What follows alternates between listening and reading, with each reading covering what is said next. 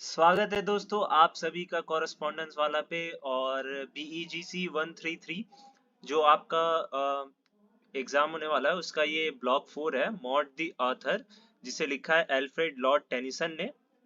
और मैं हिंदी के अंदर आपको इस पूरे चैप्टर की डिटेल समरी बताऊंगा कि इसके अंदर क्या हुआ था। तो वीडियो को एंड तक देखें और वीडियो पसंद आए तो चैनल को सब्सक्राइब करें। चलिए, तो सबसे पहले मैं आपको ओवरव्यू देता हूँ कि जो ये मॉड द ऑथर है इसको आप सभी को पता चल गया, इसके जो राइटर है एल्फ्रेड लॉर्ड टेनिसन है। और लेकिन जो इसका सोर्स है ना, मतलब जो ये पूरी कहानी है वो थॉमस मैलोरी ने लिखी थी, ले मॉड द ऑथर, इसके अंदर से ही लिखा गया है इसको, ठीक है। तो देखिए, ये पहली बार जो रिटर्न किया गया था, मतलब जो इसका ड्राफ्ट था 1835 में, और फाइनल वर्जन 1842 में आया और पब्लिश्ड हुआ 1859, आइडल्स ऑफ द किंग। अभी आइडल्स ऑफ द किंग है ना, इसी के अंदर से लॉर्ड एल्फ्रेड, जो ये एल्फ्रेड लॉर्ड टेनिसन है, या लॉर्ड एल्फ्रेड टेनिसन, इन्होंने लिया, ठीक है, और इस कहानी को लिखा।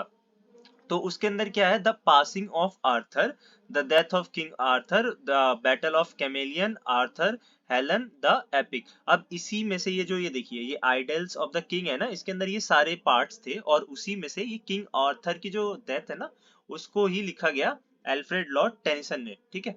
तो चलिए, this poem, written in the style called blank verse, which means it doesn't rhyme but has a rhythm. It's based on old stories about the King Arthur, a legendary king.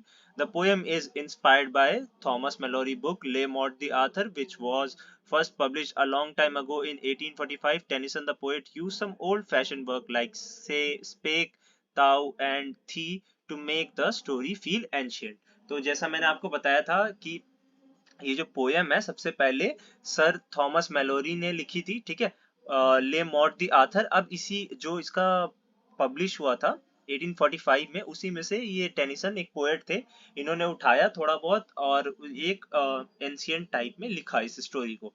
और इस पोएम के अंदर ना आपको कोई भी ऐसा specific verse नहीं मिलेगा, रिदम, राइम नहीं मिलेगी, बट एक रिदम है, ठीक है। और इस स्टोरी के अंदर उनकी बात की गई है, आर्थर, किंग आर्थर की, ठीक है।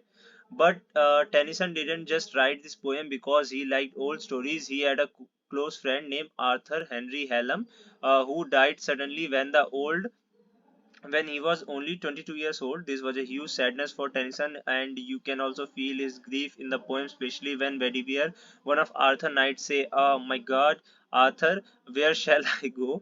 For now I see the old time there are gone."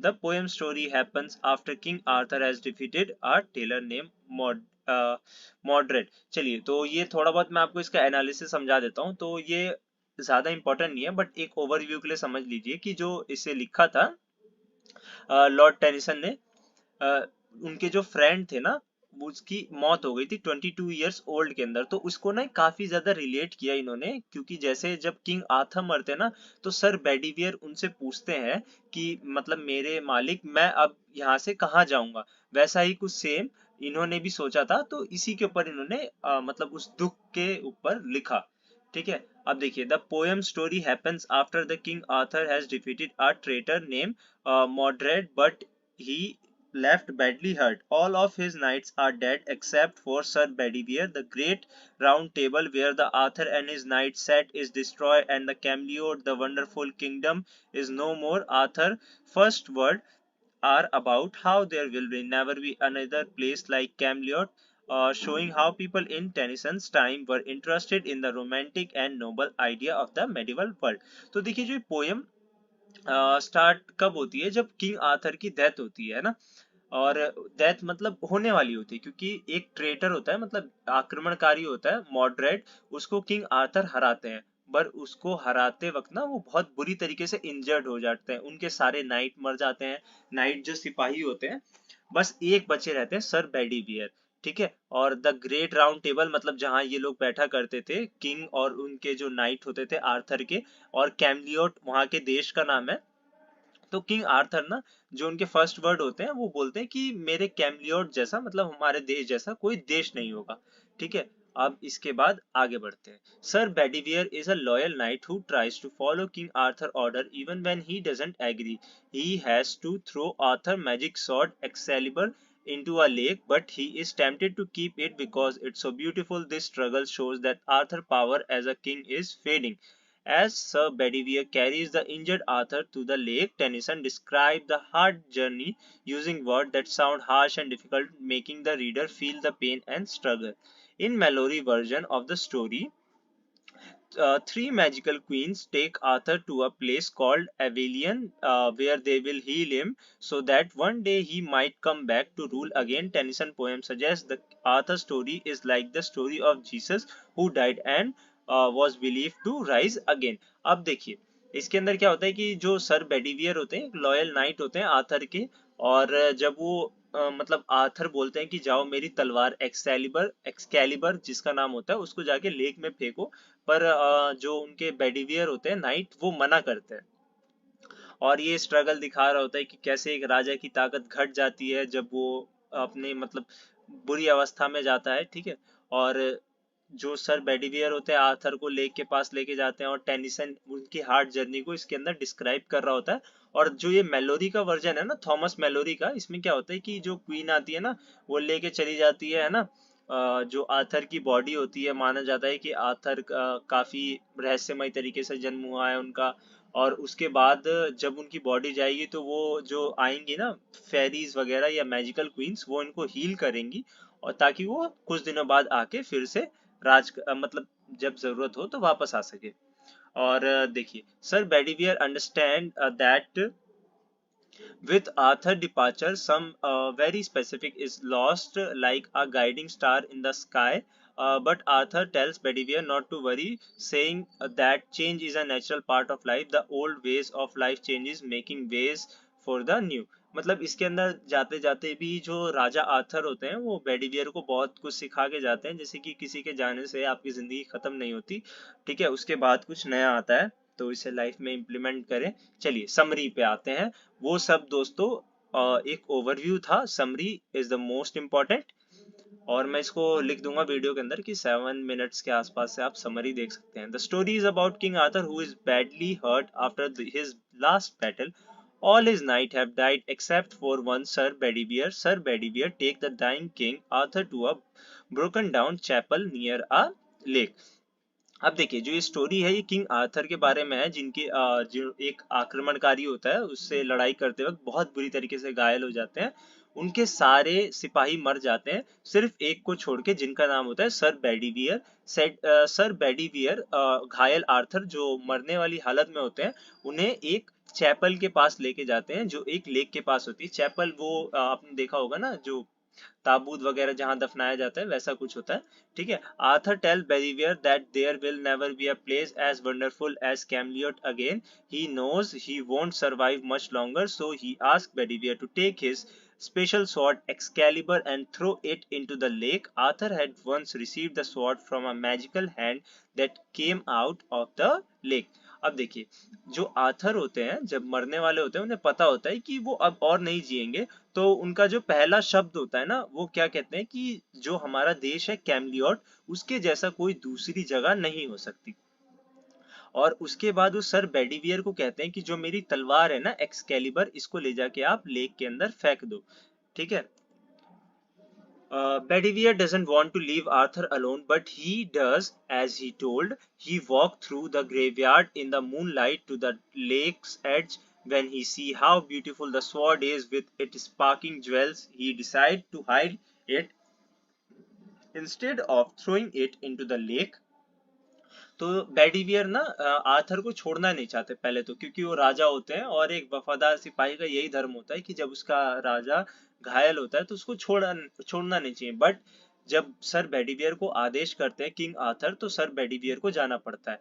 जब सर बेडिवियर लेके जा रहे होते हैं ना, मतलब मूनलाइट होती है, रात का दृश्य रहता है इस स्टोरी के अंदर, तो वो देखते हैं ना जब तलवार की चमक कितनी स्पार्क करती है, उसके ऊपर ज्वेलरीज वगैरह लगी रहती हैं, तो उसको फेंकते नहीं है और सोचते हैं ना कि इसको छुपा देता हूँ, राजा को क्या ही पता चलेगा।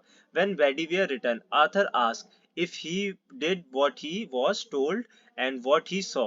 Bedivere lies and say he's only heard the water. Arthur knows Bedivere is lying and tell him to try again. अब देखिए सर बेडीवियर तलवार को छुपा देते हैं, लेकिन जब किंग आर्थर उससे पूछते हैं कि तुम जब तलवार को फेंकने गए तो क्या हुआ, तो सर बेडीवियर झूठ बोलते हैं। वो बोलते हैं कि मैंने खाली पानी की आवाज सुनी, मतलब तलवार को पानी में डाला तो जो आवाज आई। आर्थर को पता चल जाता है कि बेडीवियर झूठ बोल रहा है और उसको बोलता है कि अब दोबारा से ट्राई करो। Bedivere goes back to the lake. Again, he is amazed by the sword beauty and think it would be a waste to lose it. He reasons the Arthur is sick and doesn't know what he is asking, so he hides the sword again and return to Arthur. अब देखिए, बेडिवियर को दोबारा बोलते हैं king Arthur की जाके दोबारा try करो, बट बेडिवियर जब दोबारा जाता है ना तो वो फिर से स्वॉर्ड की ब्यूटी को देख के ना चौंधिया जाता है और फिर सोचता है कि इसको फेंकना बर्बादी होगा। तो वो क्या करता है कि आर्थर तो सिख है, उन्हें नहीं पता कि वो क्या बोल रहे हैं, तो दोबारा तलवार को छुपा देता है। उसके बाद Arthur ask again what Bedivere saw or heard. When Bedivere gives the same answer, Arthur become very angry, calling him a traitor and saying he just want to keep the sword for himself. Arthur then gives Bedivere one last chance and threatened to kill him if he disobey.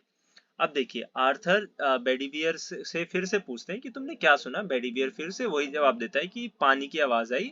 तो Arthur को बहुत गुस्सा आता है। King कहता है कि तुम गद्दार हो, ठीक है, तुम सिर्फ चाहते हो कि मैं अपने लिए तलवार रख लूं। फिर आर्थर उसको दोबारा से बेडीवियर को लास्ट चांस देते हैं कि जाके इस तलवार को फेंक दो वरना मैं तुम्हें मार दूंगा, ठीक है। This time Bedivere runs to the lake and throws the sword in. The sword flashes like lightning and a magical hand in white silk catches it and waves it 3 times before pulling it under water. तो देखिए, अब इस बार जब sir बेडिवियर lake के अंदर उस तलवार को फेंकते हैं ना, तो वो स्वॉर्ड एक लाइटनिंग आती है और जो लेक होती है उसके अंदर से एक हाथ आता है और उस तलवार को कैच करता है और उसको 3 टाइम वेव्स करता है और दोबारा पानी के अंदर ले जाता है। When Bedivere returns, he tells Arthur what he saw. Arthur then asks Bedivere to carry him to the lake before he dies. Bedivere, crying, carries Arthur to the lake. They find a black boat with 3 queens dressed in black, all wearing golden crowns. They hear a sad cry like a strong wind. तो देखिए, उसके बाद sir बेडिवियर बोलते हैं ना Arthur से कि मतलब मैंने तलवार को जब फेंक दिया, रिटर्न होते हैं, तो आर्थर मान जाते हैं कि जो दृश्य बताते हैं सर बेडिवियर, आर्थर को यकीन हो जाता है कि अब ये फेंक के आ गए हैं।